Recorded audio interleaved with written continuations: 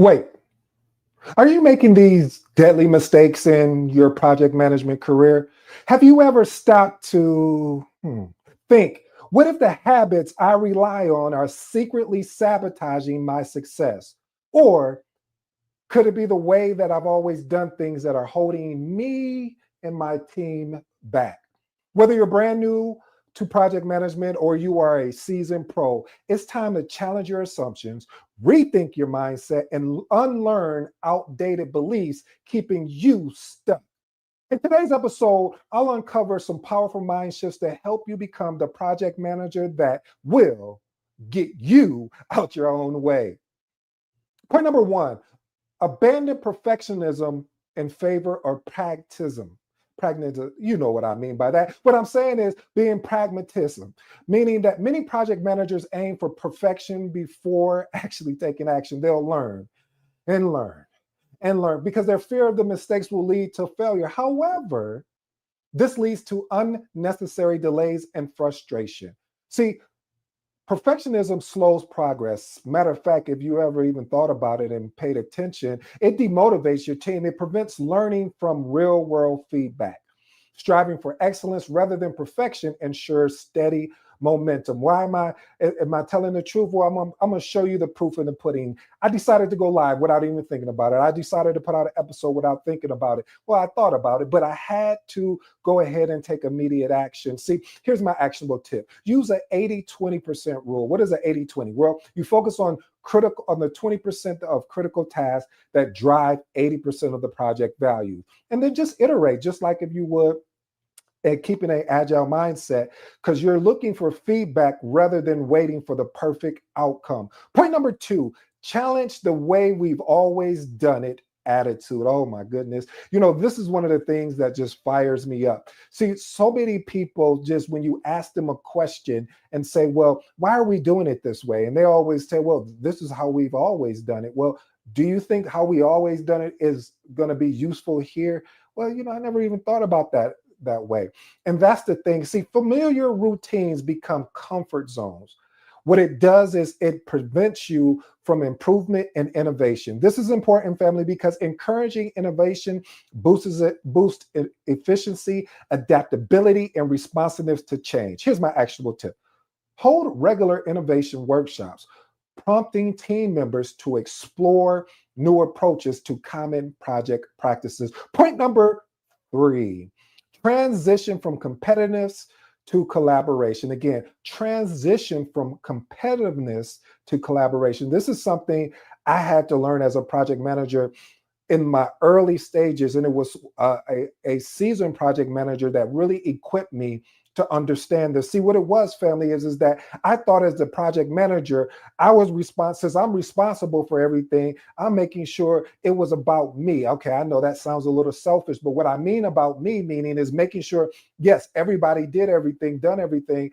And when the achievements came, I was like, yeah, we had this person do this and that person do this. However, I needed to be more outgoing about the achievements of what people contributed to the project. See, competition between team members, it undermines team effectiveness and overall project quality. This is why you have, in certain organizations, you have these silos instead of people coming together to collaborate, because when it's time for their performance appraisal, it turns into more about the individual. And then they feel like, well, I got to get mine. I got to make this happen, because if I don't, I'm not going to be able to get a high score on my performance appraisals. But no. We have to adjust that thinking. We have to unlearn that thinking, because if you think about it, if you think about the team and the team has success, that success should roll down to you. So encouraging collaboration enhances collective productivity and it fosters innovation. Here's my actionable tip. Highlight collective wins rather than individual achievements, promoting an inclusive environment. Point number four, move from a task-oriented thinking to outcome-focused thinking.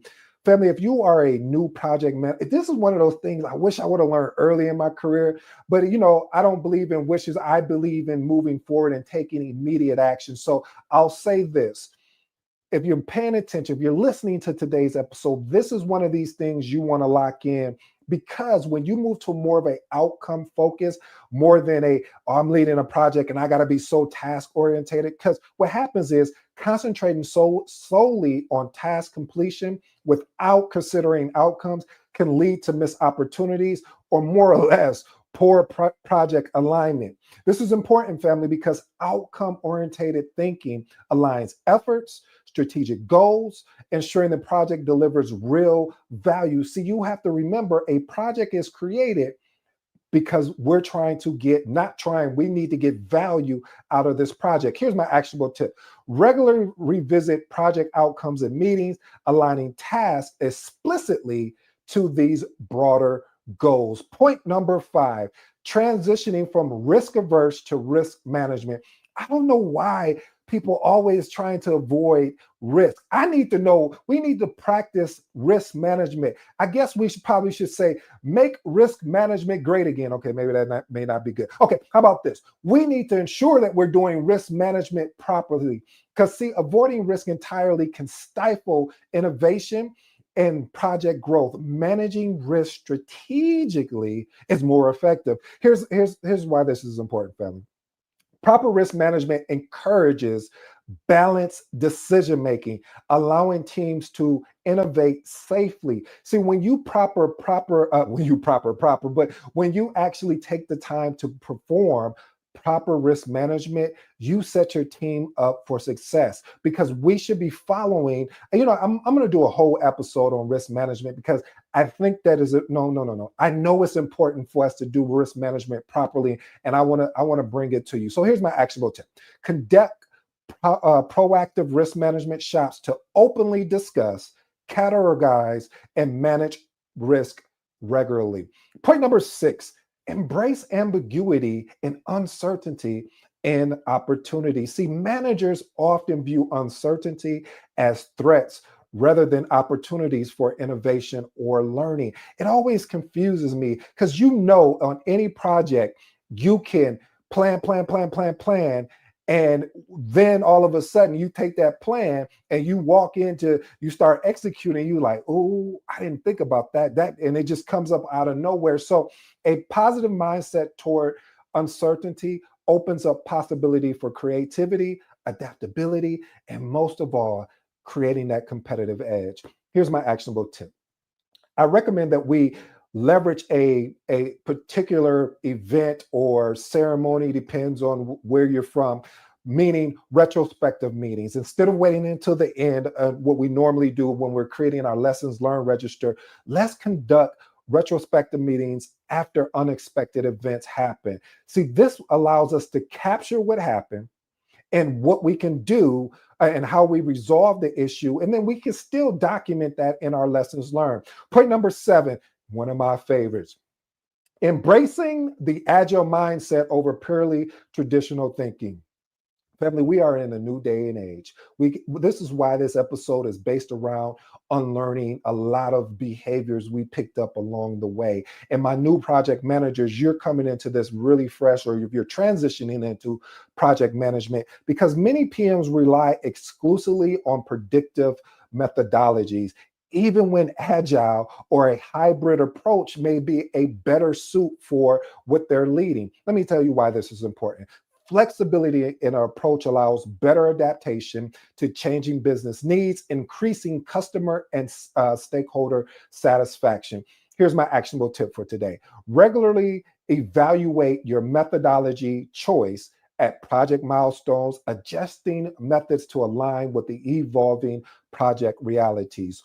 Point number 8, shifting from a reactive to a proactive communication message. Anytime that I say message, if you're new to the episode, this is something you want to pay attention to. This is something you want to tune in. And yes, I waited to the end, maybe because I want to see where my true family members are. See, what happens a lot of times is that you'll have somebody send an email, and then you follow up with them and say, you're in your team meeting, say, hey, did you, how's things going? I know you had this particular task. And they'll say, oh yeah, I sent the email. Okay, and then what? Well, I sent the email, a couple of days ago, and I haven't heard back from them. Okay, so what are you going to do about it? Like, Meaning that, and you can see I'm really passionate about this, family, because of the fact is there's alternative ways. So you sent the email 2 days ago. Did you follow up?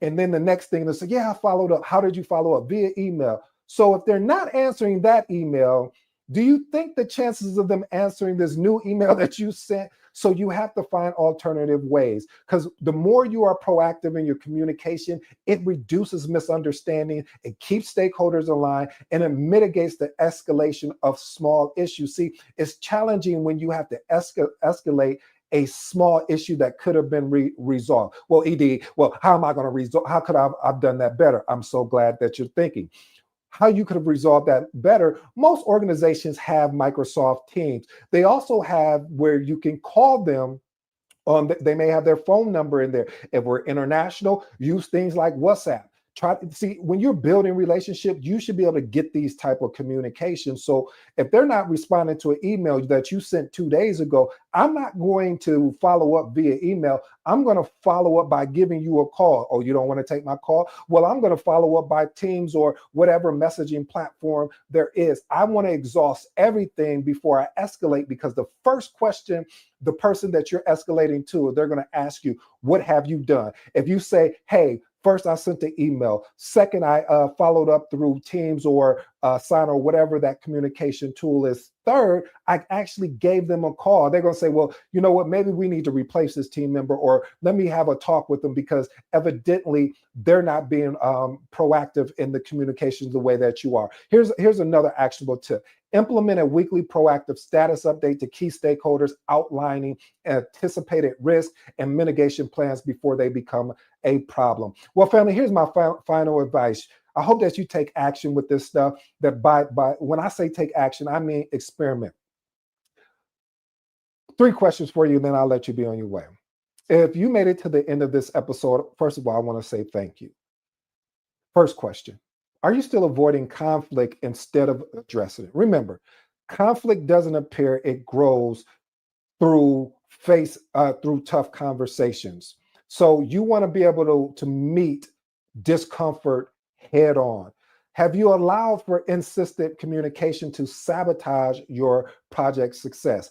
Make me a promise today. Put it in the chat. Send me a DM. Commit today to clear, proactive communication and simply build habits around trust so you can eliminate confusion and keep everyone aligned. And my last thought here is, are unclear boundaries creating chaos in your projects? If so, you want to set firm, transparent boundaries so you can empower your project team, protect your focus, and maintain a healthy project success. Well, family, remember this: the power to shift from chaos to confidence is in your hands. Unlearning these limited habits or limited beliefs can embrace proactive leadership, and you can start leading with clarity, courage, and most of all, my favorite, consistency. Well, family, I hope you enjoyed today's episode. I go by the name of ED. For all you smart and intelligent folks out there, hey, listen, that just simply means Ed. Until next time.